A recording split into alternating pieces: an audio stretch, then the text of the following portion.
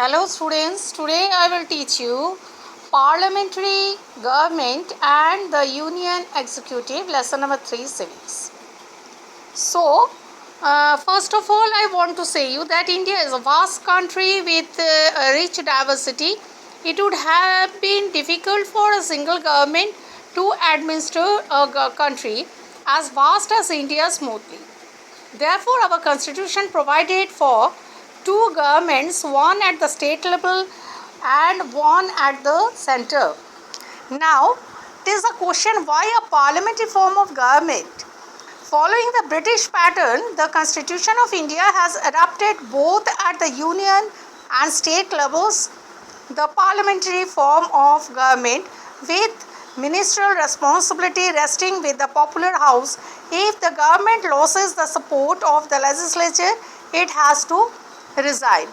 Now we will come to the union legislature, that is parliament. The union legislature is known as the parliament. The parliament consists of the president, the council of states, next and the houses of people, that is Lok Sabha.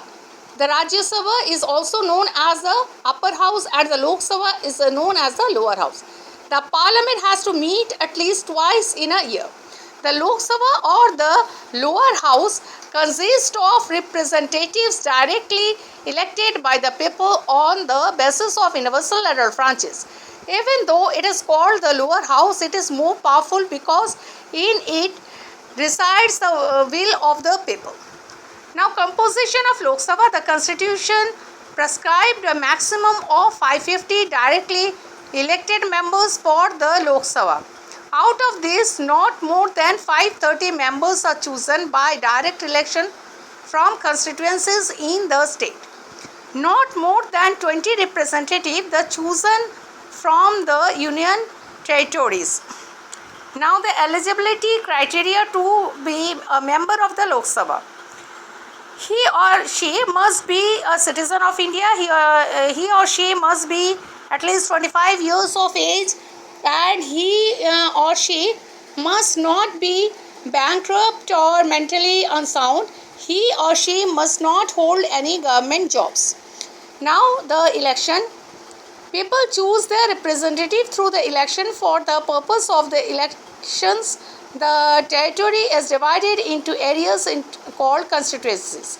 The constituencies are divided among the states and union territories on the basis of their population. The elections to the Indian legislature are conducted by an independent body known as the Election Commission of India, set up under the provisions of the Constitution. A party which secures the majority of the seats in the parliament is known as the ruling party. The normal term of the Lok Sabha is 5 years. However, the president may dissolve the Lok Sabha before the expiry of its term if the ruling party loses its majority.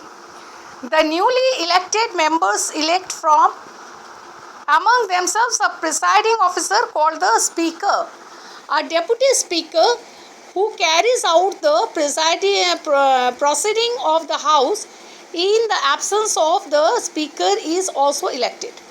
Now comes Rajya Sabha. Rajya Sabha is the upper house. The Rajya Sabha represents the states and union territories. The maximum members of the Rajya Sabha is 250 and the eligibility is also like Lok Sabha, but here the age limit is at least 30 years and others are like only Lok Sabha. And the elections, the member of the Rajya Sabha are not directly elected by the people. They are representatives of the state, hence they are elected by the elected members of the Legislative Assembly of the state. Now, the Rajya Sabha is a permanent body and cannot be dissolved.